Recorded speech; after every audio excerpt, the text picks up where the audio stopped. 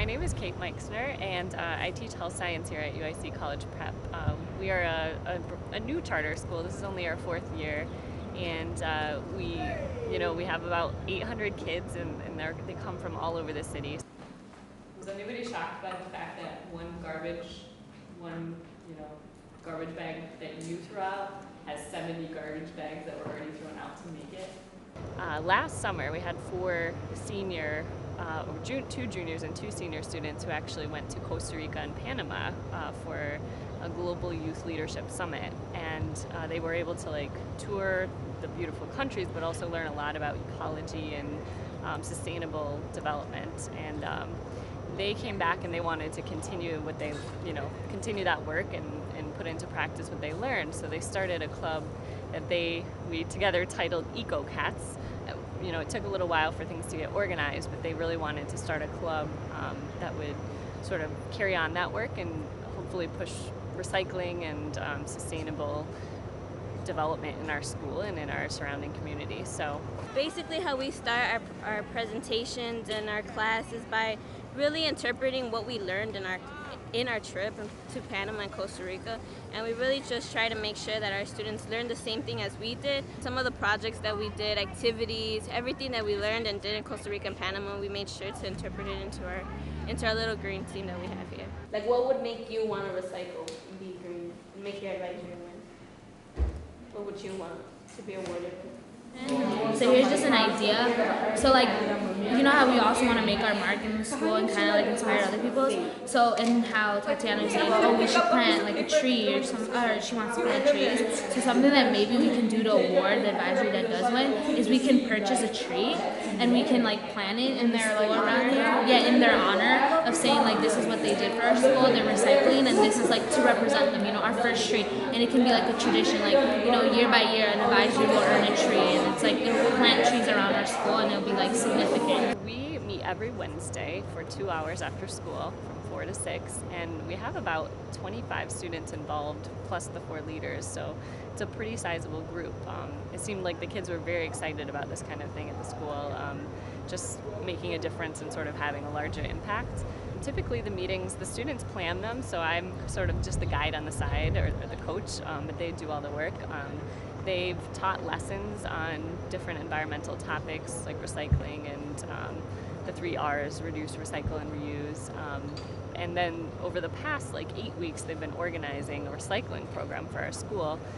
The way we could make the money is, the website TerraCycle. You go on there, you email them, you become a member, and also all the trash that you have, you end up emailing it over there and they give you money. And it's free shipping towards over there, and you end up making a profit.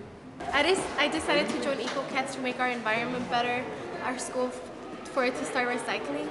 I like to help the environment, so I thought I could make a change if I did join EcoCats.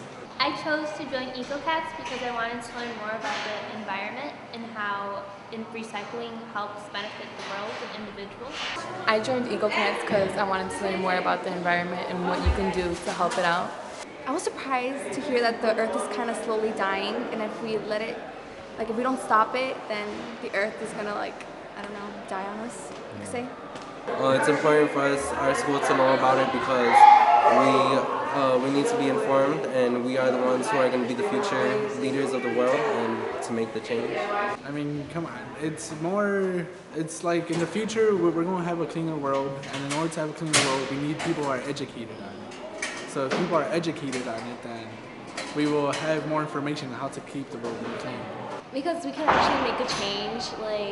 If people see that we're doing something, maybe they'll be influenced by our actions. I think going green, even now that there's so much garbage, and I think really a person could change so much. And I think that every day we could kind of maybe change the school, and maybe it's something small, but we could really kind of make a domino effect to keep on going. The 4 leaders had a vision of having containers around our whole school where students would be able to put compost and put recycling and different, separate the paper and the plastic and all the different types of recyclable materials. So they really wanted to kind of raise money at first to get these bins to place around the school. But we realized that we need to really promote recycling as well, that a lot of this is, the problem is rooted in people's knowledge or attitudes toward recycling. Because you're trying to convince them to get interested in it, and then, well, one way that they could get interested in it is by actually seeing like what are the bad causes to it. Yeah. So one of the ways we have to do that is by getting to their emotions first, which sounds kind of bad, but really once they actually see what's causing it, Yeah. they're going to get into it. They're going to help us. Basically. You're playing the emotional card. So then they sort of transitioned into wanting to plan more of a competition, a recycling competition that would sort of pit the advisories at our school together, which are smaller groups of male or female students at each grade level, sort of like the families here.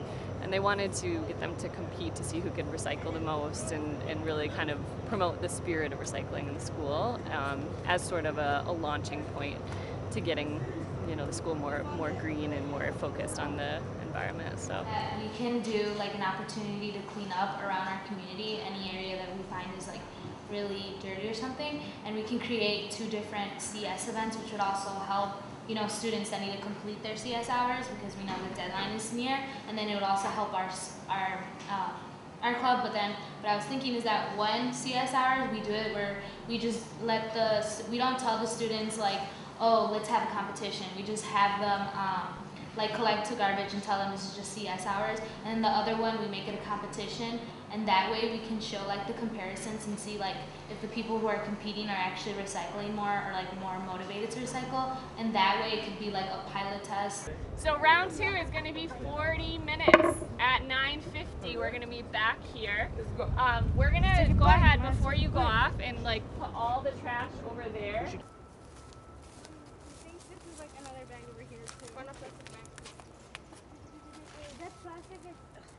Kind of both. What? Yeah, it's like a bag. I guess. Yes, Well, I think she already counted those. Okay, that's another plastic.